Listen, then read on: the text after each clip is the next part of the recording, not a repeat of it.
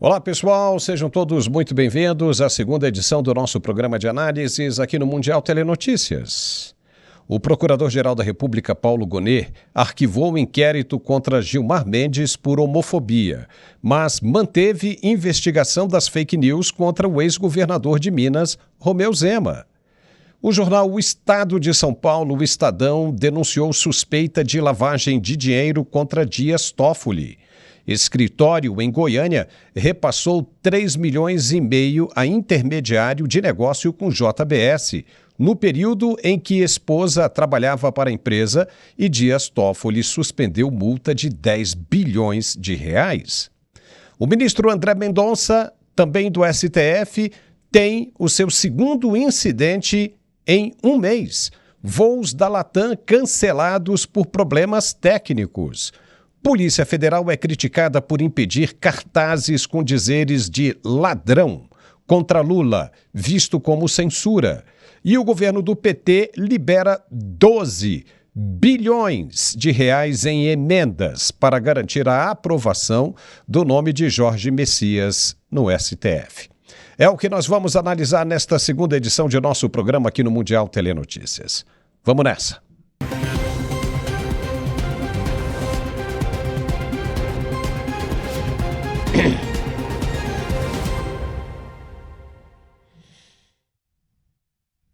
Vamos nessa, então. O Procurador-Geral da República, esse moço aí, Paulo Gonet, tomou decisões distintas que repercutem diretamente no equilíbrio político entre os poderes.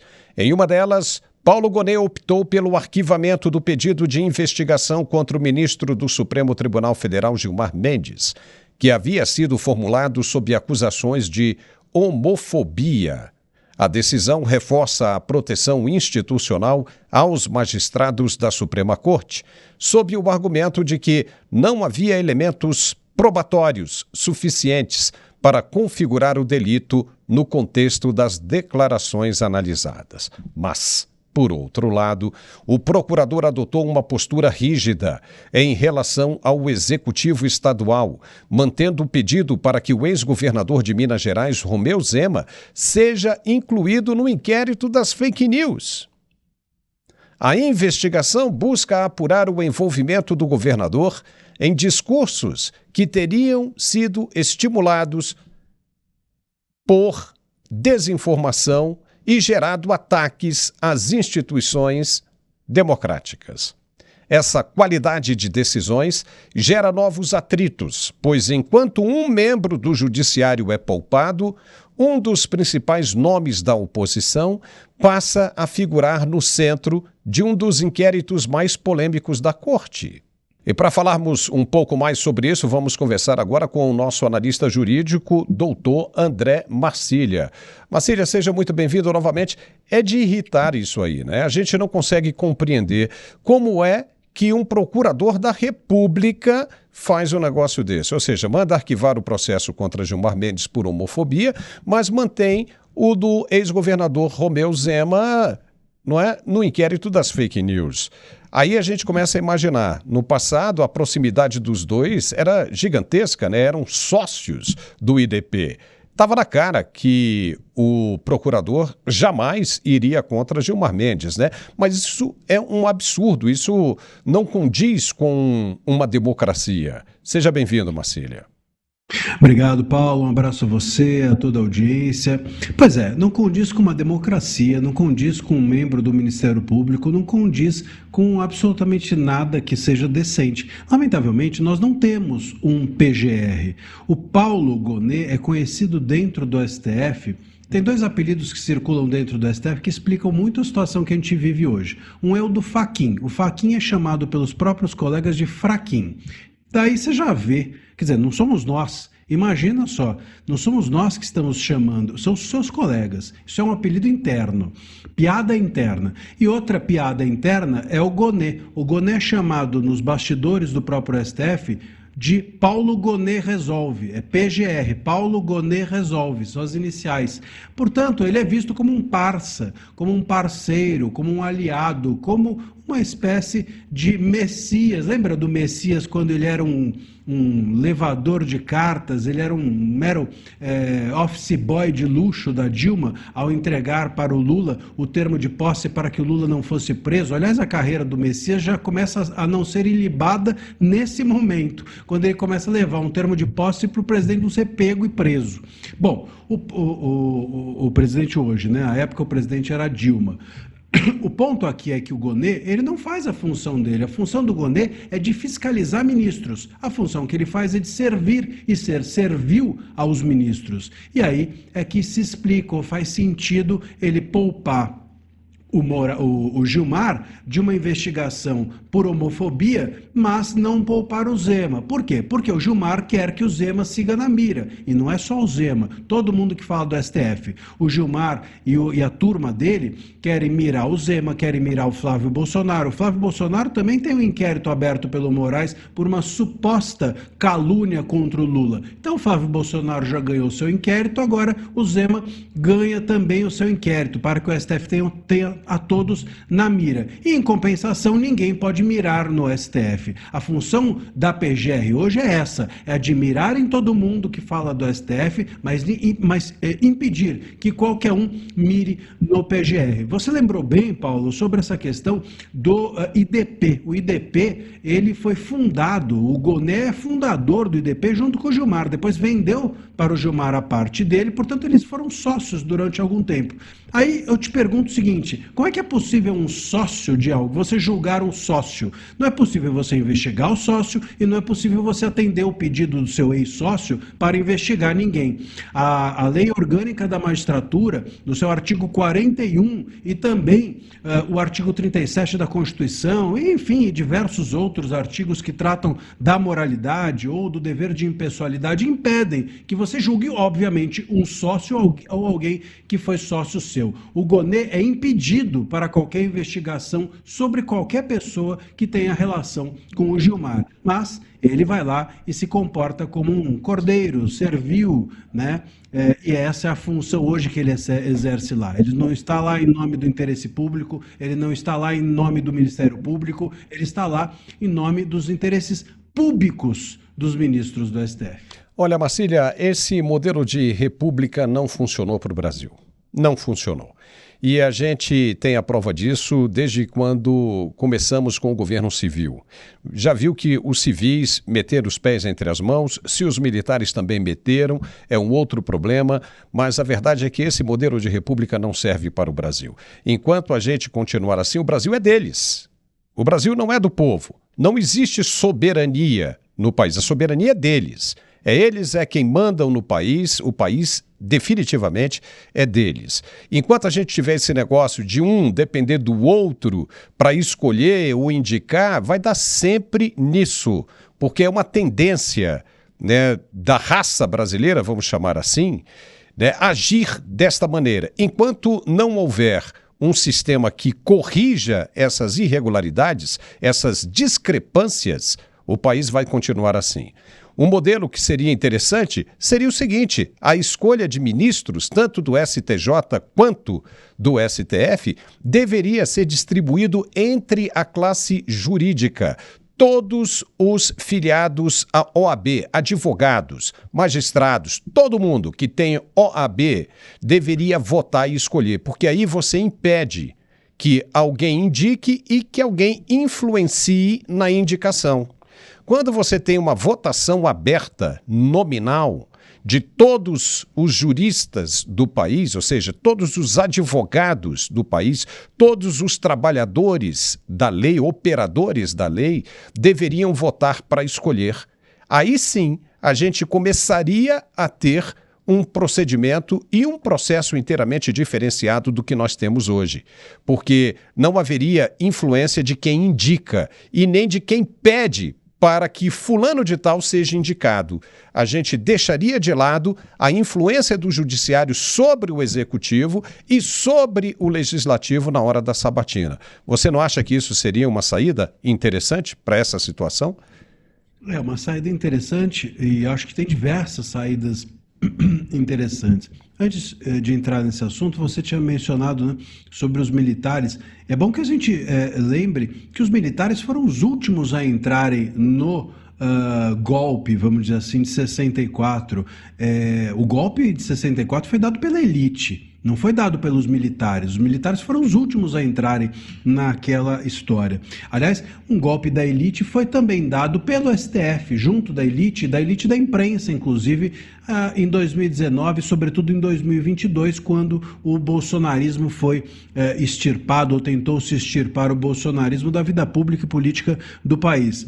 Os militares são levados, né, a 64, mas eles não foram os idealizadores do que aconteceu ali. É bom que se registre, embora eles tenham levado a pecha, né, Paulo? Agora, o ponto a respeito de uma reforma do judiciário é o seguinte, tem diversas ideias interessantes a respeito disso. Tem me encantado a possibilidade até de que a gente tenha não uma nomeação mais feita apenas pelo presidente, mas talvez até uma pelos três poderes, e dali se forma uma lista, e essa lista de pessoas passa a ser sabatinada, todos eles sabatinados. Eu tenho me encantado por essa ideia de nós criarmos mecanismos de trazer mais pessoas para uma sabatina ou para um debate público do que nós escolhermos outras pessoas para nomear os ministros do STF. Mas tudo isso é bem-vindo, tem diversas ideias que podem concorrer. O importante de uma reforma do judiciário é que ela não seja feita agora. Se a gente entregar a reforma do judiciário, como o STF está querendo, para as mãos do Dino, aí, meu caro, é a mesma coisa de você entregar a reforma dos cuidados como se deve fazer a reforma dos cuidados paternos, entregar para Susana Richthofen. Então, não tem a menor condição. Você entregar para o STF, ele se autorreformar, é você jogar fora a reforma. É preciso que a gente primeiro renove o Senado, renove a Câmara dos Deputados, mude o Executivo, obtenha dentro do Congresso uma maioria de oposição e essa maioria promova essa reforma. Enquanto se essa reforma for feita pelo Judiciário, já está fadada ao insucesso, porque o Judiciário é o problema. Como é que ele pode apresentar a solução se ele é o problema? Se a gente entregar essa reforma para a OAB, mais do mesmo. Teremos um problema também, porque a OAB é parte do problema e não da solução hoje em dia. Então, essa reforma, se ficar na mão dessas pessoas, não será adequada. E se vier hoje, ou agora, ou daqui a um mês, ou seja, antes das eleições, essa reforma, obviamente, vai ser eleitoreira e não vai permitir que o Congresso, com uma maioria de oposição, possa levá-la adiante. Então, é necessário que a reforma venha do Congresso num ano que vem, com um Congresso renovado, sobretudo pela oposição. Pois é, tem que mudar tudo, porque se a gente não mudar o Congresso aí, não vai mudar nada. O Brasil ainda vai passar aperto demais por causa desses instrumentos de convencimento e corrupção. Isso é muito complicado. Olha só o que nós vamos falar agora, Marcília. Uma reportagem do jornal O Estado de São Paulo, o Estadão, revelou indícios que podem comprometer o ministro Dias Toffoli do STF em um possível esquema de lavagem de dinheiro. O alerta veio do COAF, que identificou uma movimentação estranha. Um pequeno escritório de advocacia em Goiânia, com faturamento mensal de apenas R$ 9.000, transferiu 3,5 milhões para Paulo Roberto Barbosa. Este último é a mesma pessoa que comprou a parte de Toffoli no resort de luxo Taiaiá. A suspeita é que o dinheiro tenha origem nas empresas dos irmãos Batista, donos da JBS, e tenha sido triangulado por meio do escritório e do intermediário para chegar ao ministro de forma disfarçada. O cenário de conflito de interesses se torna ainda mais grave porque a esposa de Dias Toffoli trabalhava para o grupo JBS na mesma época em que o ministro deu uma decisão monocrática suspendendo uma multa estratosférica de 10 bilhões de reais da empresa. As revelações sugerem uma possível teia de favores, onde a canetada judicial que beneficiou os empresários coincide com o surgimento de dinheiro das mesmas empresas em transações envolvendo os negócios pessoais de Dias Toffoli. Pois é, Marcília, como é que fica essa situação? Não tem como o ministro Dias Toffoli escapar de uma situação como essa, né? De novo, veja você que não tem explicação que justifique uma situação dessa. Como é que você vê isso, Marcília? O Toffoli vai se tornando cada vez mais um caso de polícia, literalmente, né? A gente não está mais no terreno da ética, no terreno de, aqui é algo que precisa de amparo moral. Não, é coisa de delegacia de polícia mesmo. Então, a notícia é que uma advogada que estava acostumada a receber R$ 9.000 por mês, recebe 11 milhões, repassa 3 milhões para a pessoa que vai comprar parte do Taiaiá. Então, desses 3 milhões, essa pessoa pegou parte, comprou parte do Taiaiá, que é do Toffoli. Quer dizer, é todo um circuito que leva à possibilidade de que o Toffoli tenha sido, né, uma possibilidade, que tenha sido beneficiado por um valor que é de lavagem de dinheiro, muito possivelmente, e que talvez ele faça parte dessa cadeia onde esse dinheiro, ou de que esse dinheiro participou. Isso é muito grave, até porque esse dinheiro veio da JBS, né, a JEF, melhor dizendo, e essa empresa, quando tudo isso aconteceu lá em 2023, Paulo, ela recebeu, primeiro que a mulher do Toffoli trabalhava para a empresa, nessa época, num outro processo, mas trabalhava, era advogada da empresa. E segundo, que o Toffoli em 2023, em novembro de 2023, justamente nessa época, suspendeu monocraticamente uma multa de 10,3 bilhões de reais dessa JEF. Quer dizer, e aí depois o percurso desse dinheiro cai nas mãos do Toffoli por intermédio de terceiros. Isso precisa ser muito bem investigado, porque tem cara, né? É aquela história, tem nariz de pato, tem cara de pato, tem boca de pato. A gente precisa saber se é pato mesmo, mas se for pato, a gente precisa fazer com que esse pato aí seja algemado, preso e expurgado do STF. Pois é, Marcília, imagine o seguinte, vamos fazer um exercício rapidinho aqui. Se tivesse acontecido verdadeiramente do jeito que as autoridades estão dizendo, como é que seria? Alguém falaria o seguinte, olha, não, você me passa o dinheiro, mas você não pode passar diretamente para mim, então você passa para um terceiro e depois ele coloca na minha conta. Era assim que iria acontecer, exatamente como aconteceu. O problema é que essas pessoas achavam que não seriam pegas. E, de repente, foram pegas. Então, é uma situação que não tem saída. E, nisso, o ministro André Mendonça está trabalhando pesado. E, por causa disso, olha só o que aconteceu. Vamos em frente para você ver. E aconteceu de novo. Na manhã desta terça-feira, 28 de abril, o ministro André Mendonça estava no aeroporto de Congonhas, em São Paulo, com destino a Brasília, quando a aeronave da Latam apresentou um problema técnico ainda em solo. De novo, papai.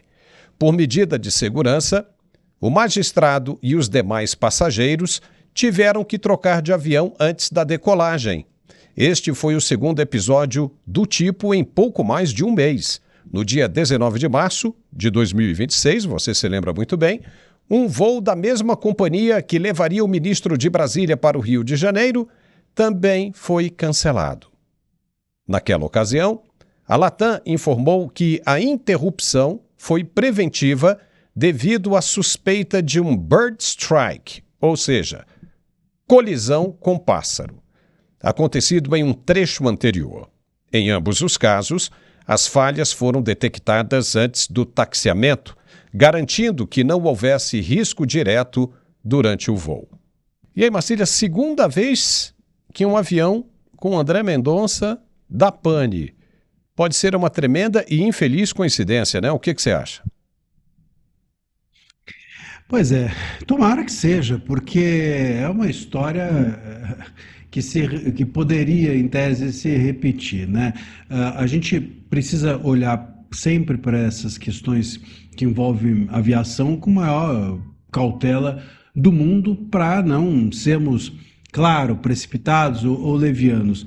Mas é necessário que isso acenda o alerta de como o ministro André Mendonça está avisado. Hoje, lamentavelmente, dentro do STF, o André Mendonça é o único ministro que parece, tirando talvez o Fux, mas enfim, o Fux anda também ali mais nos bastidores do que qualquer outra coisa, mas é o único ministro que está disposto verdadeiramente a enfrentar essa baderna, essa bandalha que tomou conta do STF. A gente tem o ministro Fachin ou Fraquim fazendo frescura para lá e para cá, enfim, é um ministro frouxo na forma de lidar com um problema sério como esse. A gente tem o ministro Fux andando mais pelos terrenos dos bastidores, como eu mencionei, e você tem os demais ministros fazendo ou um jogo duplo ou filiando-se a essa ala podre do STF, representada por esses ministros como Toffoli,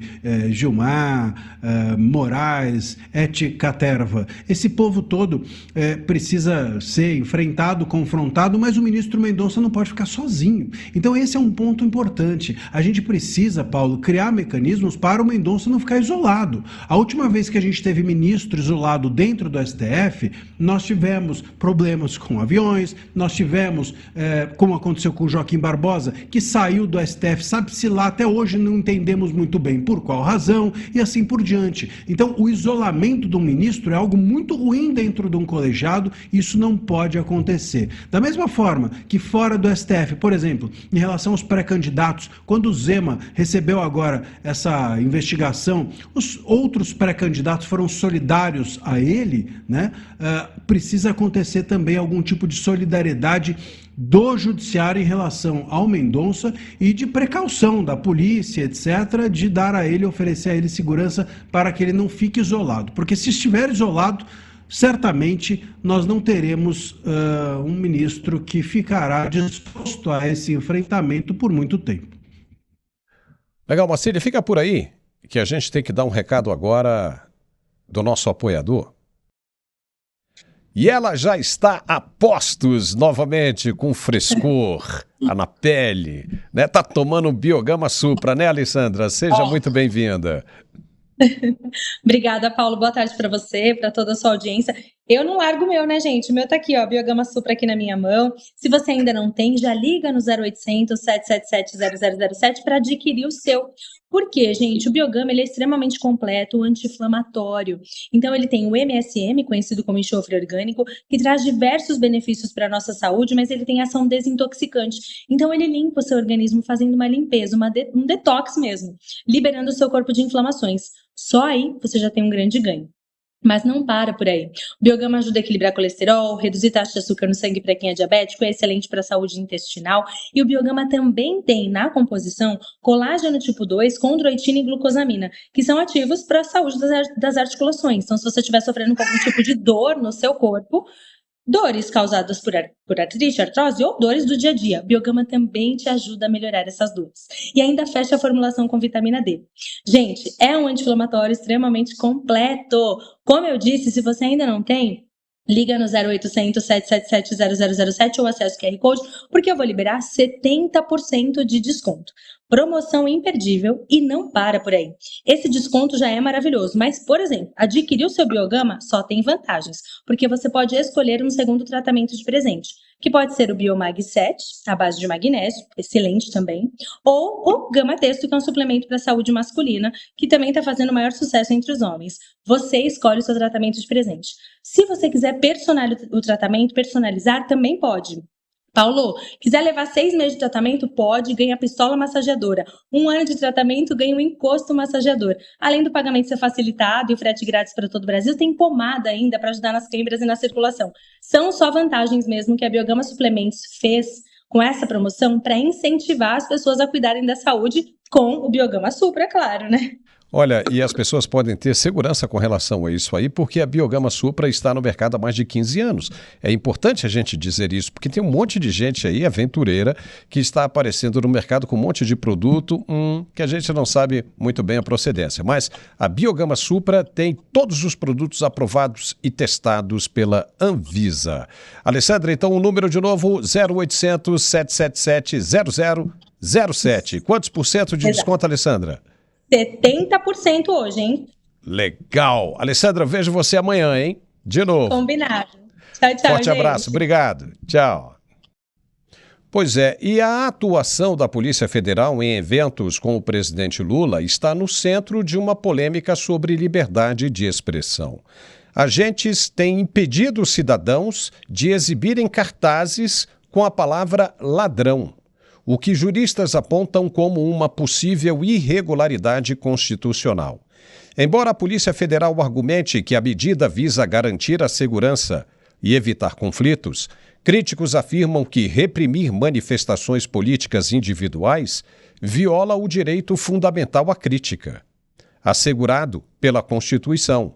O caso reforça o clima de tensão entre o poder estatal e o direito de protesto no país. Marcília, como é que fica essa situação? A Polícia Federal estaria aí atentando contra um direito constitucional. Qual é a sua opinião sobre isso?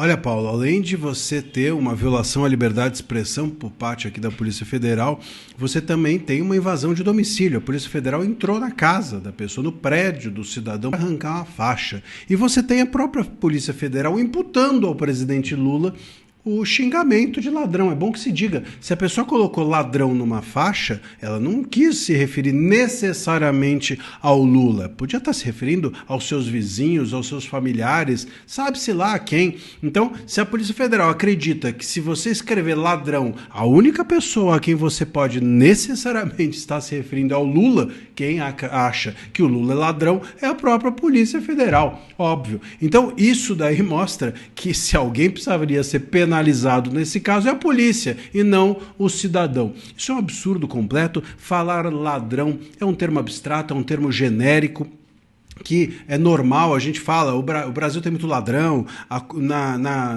na política tem muito ladrão, e assim por diante. Não é necessariamente você imputar um crime a alguém e, portanto, caluniar. Não, é um termo usado no debate público, e isso é lamentável que não seja compreendido pela Polícia Federal. A gente precisa fazer com que a Polícia Federal deixe de ser ideológica ou uma polícia política na sua cúpula, na sua direção. Hoje o que a gente tem é isso, na base da Polícia Federal, um trabalho sério, como por exemplo no caso Master, como por exemplo nessa questão que a gente tem visto a respeito das investigações dos escândalos do INSS, mas na sua cúpula, na sua direção, não há independência e autonomia, porque é uma polícia ligada ao governo Lula. Isso precisa acabar, isso precisa ser consertado para que a gente tenha uma Polícia Federal como um todo, independente e que pare na sua cúpula de ficar perseguindo manifestante com cartaz ou velhinha tuiteira. Tá certo, Marcília, muitíssimo obrigado pela sua participação, é sempre importante tê-lo aqui conosco. Eu acho que agora tá tudo certo, chegamos ao final do nosso programa e eu gostaria de encerrar com um recado de nosso apoiador, que é o Etché, Uma Noite em Sevilha. Você já conhece esse perfume? Me diga.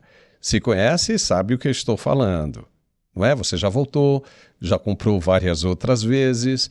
Eu tenho certeza que você vai amar aquele que ainda não comprou, porque quando você comprar, você não larga mais. Você quer um perfume maravilhoso, delicioso, unissex? Então, anote esse endereço que está aparecendo na sua tela, o Etché, lojavirtual.com. Vai lá, dá uma olhada e peça. Peça uma vez para você ver. Aí você não vai largar mais. Escute o que eu estou dizendo, ele é muito bom. Então, Etché, lojavirtual.com e peça o seu Uma Noite em Sevilha. Legal, nesta quarta-feira estamos de volta ao meio-dia, ao vivo e a cores. E eu conto com a sua presença. Um forte abraço e até lá. Tchau!